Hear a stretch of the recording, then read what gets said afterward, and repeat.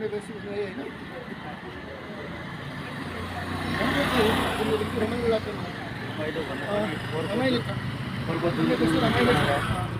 तपाईँ कहाँ काभ्रे जिल्लाको भकुण्डे बेसीतिर आउनु भएछ त आज के हो पारा बेसीमा यहाँ भ्रष्टाचार अनियमितताहरू छन्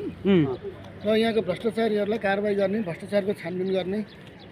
पत्ता लगाउने यहाँ के छ के दोहन गरेका छन् होइन प्राकृतिक स्रोत साधनको दोहन गर्ने अवैधानिक काम गर्ने यहाँ अलि रेकर्डै ब्रेक गरेर चाहिँ यहाँ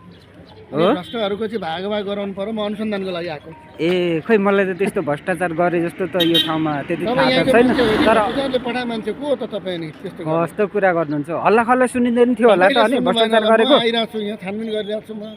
मुद्दा लाल आइसकेको छ अनि तपाईँ छैन भन्ने बचाउने यार